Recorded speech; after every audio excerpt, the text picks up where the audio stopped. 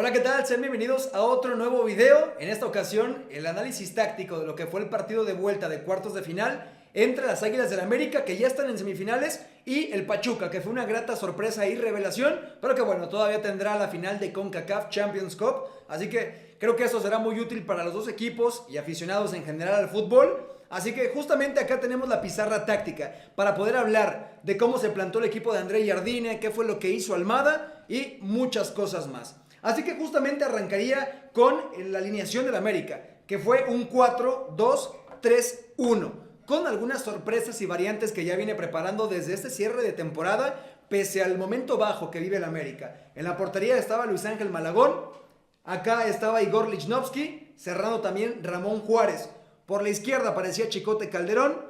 Acá en la contención teníamos a Fidalgo y a Jonathan Dos Santos. Lateral por derecha, Israel Reyes, que ha sido habitual también en esta posición.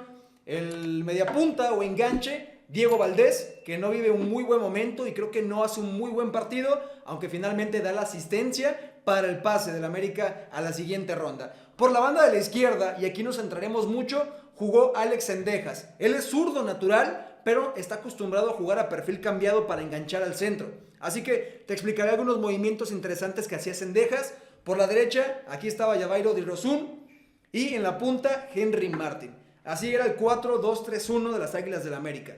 Por parte del conjunto de Tuzos de Pachuca, en la portería estaba Moreno, y esto parecía un 4-2-3-1, pero también te voy a explicar el comportamiento de este medio campo.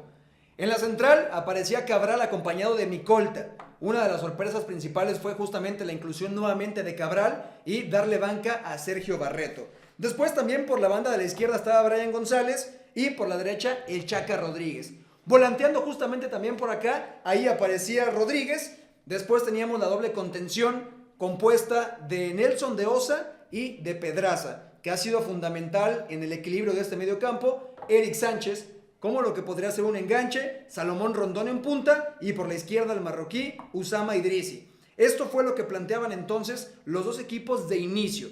¿Cómo fueron los primeros minutos? Primero te puedo decir que de mucha superioridad por parte de las Águilas del América. Y algo fundamental es que Pachuca no intentó presionar los primeros minutos del encuentro. Es decir, que cuando Rondón iba a presionar siempre quedaba en un duelo 2 contra 1, donde con cierta facilidad tanto Lichnowsky como Ramón Juárez le podían saltar para tocar por las bandas que eran mejor cubiertas por los propios extremos y quedaban mano a mano, pero acá también encontraban opciones, ya sea para el propio Jonathan Dos Santos o para Álvaro Fidalgo. Y una vez que llegábamos acá, entonces Eric Sánchez saltaba la presión, Rondón abandonaba y estos dos simplemente adelantaban, pero seguía quedando Diego Valdés entre De Osa y el caso de Pedraza.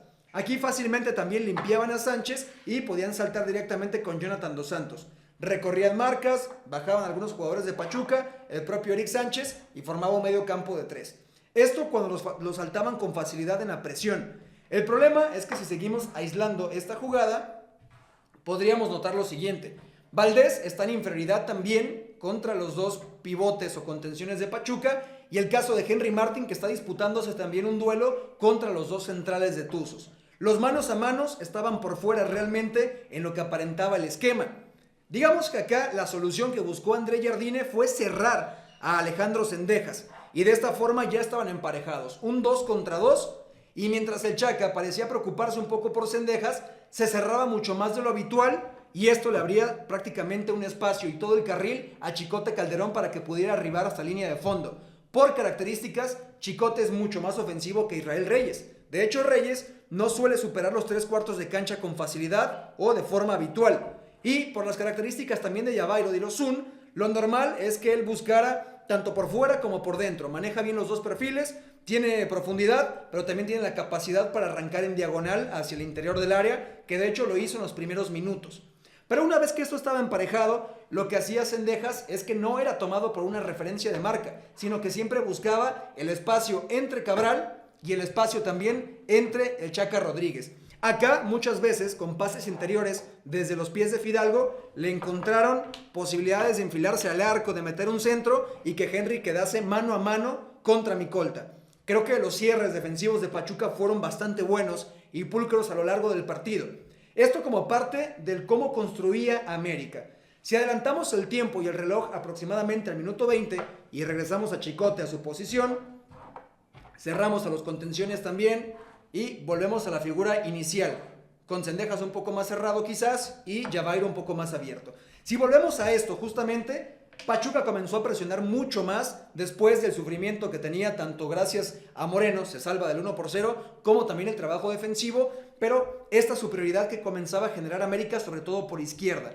Por derecha ya te conté, Tirosún, algunas veces se acercaba a Jonah, otras bajaba Henry y otras también Diego Valdés y buscaban superioridad por los costados.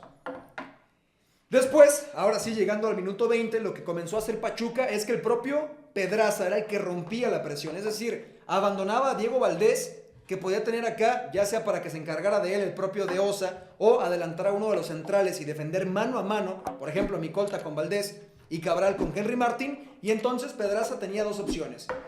La primera, si el balón se estaba jugando en la parte baja con los centrales, entonces superaba a Eric Sánchez y buscaba apoyar a Rondón para que estuvieran mano a mano y dificultar la salida del América. Si el balón llegaba a saltar hacia Fidalgo o Jonathan Dos Santos, entonces él retrocedía y le ayudaba a Eric Sánchez a presionar, mientras Rondón tapaba línea de pase a las espaldas. Es decir, una vez acá ya no había opciones reales de pases, salvo algún desmarque del propio Zendejas que descendía, de Diego Valdés que picara el espacio, pero no había un hombre libre como sí lo hubo en los primeros 20 minutos, y creo que esta es la parte más importante. Si vamos a la jugada del gol de Pachuca, que es un error muy grave defensivo, podríamos situarnos más o menos así. Por acá estaba Rondón, Pachuca encimaba con más de 3 hombres en la presión, y para acá lo que me parece más importante es destacar que este es Usama Idrisi, este va a ser Jonathan Dos Santos y este va a ser Ramón Juárez. Por acá aparecía Igor Lichnowsky. Lo que hizo Lichnowsky fue, después de una jugada que me parece que se deja llevar un poco por, no sé si el lujo que le pone finalmente sus compañeros, es una serie de taconazos que finalmente desemboca en Lichnowsky con espacio y con tiempo para venir con un despeje, incluso hacia la banda o delante de la media cancha, pero creo que en estos excesos de confianza del América en la parte baja, decide trazar hacia Jonathan Dos Santos. El trazo no es preciso, va un tanto alejado, pero creo que el mayor problema en esta jugada, y pese a que la mayor culpa sigue siendo de Igor, es que Jonathan Dos Santos estaba pendiente de sus compañeros, pidiéndoles que subieran y liberaran espacios, cuando él no estaba haciendo una opción real de pase para que Igor Lichnowsky pudiera desahogar aquí el balón. Se pierde 2 segundos, no alcanza a llegar al balón, y creo que la virtud principal de Idrisi es que jamás estuvo pegado a su marcador. Todo el tiempo estuvo deambulando cerca del borde del área, y esto le permitió simplemente con el arranque ganarle a Jonathan Dos Santos y poner el primero del partido. Así que ahora vamos a ver también qué fue lo que pasó en la segunda mitad, pero principalmente qué fue lo que pudo pasar acá con los cambios, las modificaciones del América y los ajustes de Almada. Y bueno, acá regresamos todo a su lugar, estamos ya en el segundo tiempo y vamos rápidamente con las modificaciones. Gran parte del partido se juega igual, así que lo importante creo que realmente llega desde, primero, la lesión de Pedraza, que le obliga a salir para ser sustituido por Montiel, y creo que pierde mucha presión, sobre todo de cara a los que recibían libres, como podía ser Diego Valdés, el caso de Zendejas. América, conforme avanza el partido, hace 2 modificaciones importantes. La primera, sustituir a Jonathan Dos Santos, que ya estaba amonestado, y meter a Richard Sánchez, que sabemos que además de tener buen envío de balón, tiene disparo de media distancia y fue de los pocos que se atrevieron en este partido a hacerlo. Y el ingreso de Julián Quiñones. Julián apareció como extremo por izquierda, pero finalmente el que termina por salir es Tirosún. Javairo se va y entonces Zendejas pasa a lo que sería su carril habitual, la pierna cambiada al carril de la derecha. Zendejas con mayor razón podría interiorizar, pero Quiñones suele hacer lo mismo. Entonces los dos extremos iban a tener el mismo comportamiento de cerrarse. Y esto evidentemente, si no había un buen acompañamiento de los laterales, iba a conllevar que Pachuca quedara en inferioridad numérica. ¿Qué fue lo que hizo Almada también conforme avanzó el partido para poder ajustar? Dar ingreso a un central más. Y entonces ingresó Barreto. Con Barreto, Cabral y Micolta, si esto sucedía con el América de forma habitual, ya fuera que Diego Valdés, que también tiende a recargarse como un punta a la altura de Henry Martin, y el cierre sobre todo de Quiñones, al menos iba a poder estar mano a mano, un 3 contra 3. Y si alguno de los laterales podía descender o alguno de los contenciones podía hacer también el ajuste, entonces iba a tener superioridad. Y eso fue lo que planteó entonces Almada ante lo que parecía también ya llenarse de puntas por parte de las Águilas del América. Considero también importante señalar que entonces pasaron a jugar con una doble contención. Aquí estaba Sánchez, acá estaba entonces Montiel, y también por las bandas era un 5, si vemos aquí la línea es un 5, 4, 1 con Rondón. América evidentemente no perdió su dibujo, pero apareció mucho más adelantado ya en terreno rival, con Chicote yendo y viniendo y preocupando después a Bautista, que fue el que ingresó como medio por derecha o extremo por derecha. Creo que la clave acá del partido en general, pese a que Pachuca resistía, ya con los cambios, Quiñones comenzó a tener un poco más de presencia de área, a preocupar realmente en esta zona. Y sobre todo, al defenderse solamente con dos interiores, el conjunto de Pachuca, o contenciones como los quieran llamar, pero dos mediocampistas que jugaran por dentro, comenzó a perder también el medio campo y a dejar de oponer resistencia en esta zona. Es decir, todo se reducía a cómo defendieras tu área. Y acá creo que fue donde Pachuca logró ser solvente en la mayoría de las ocasiones, pero América ya daba muestras de que con tres jugadores cerrados, ya fuera Diego Valdés, Henry Martin, Quiñones o incluso el ingreso de Ilian Hernández para colocar un atacante más, ya daba muestras de que buscaba los centros frontales desde esta zona, 3/4 de cancha, pero siempre a segundo poste. No para buscar a los centrales, es decir, si se juega en esta zona, lo natural sería que Cabral recorriera, Barreto lo mismo y Micolta intentara quedar en el centro.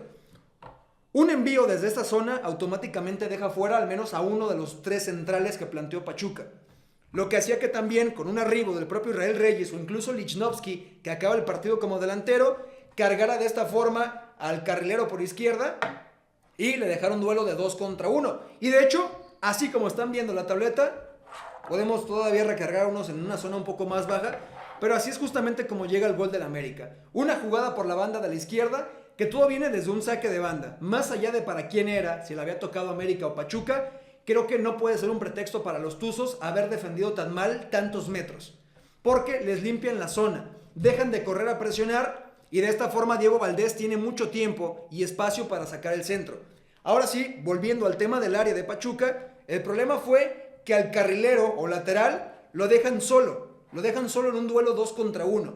Uno picando a su frente, ganándole el frente justamente, y otro más que también ya le había ganado la espalda. Así que tenía todas las de perder. Aquí llega el centro, remata Ilian y este central ya estaba fuera, que era Cabral o Barreto también, que en algunas ocasiones se colocó acá por derecha.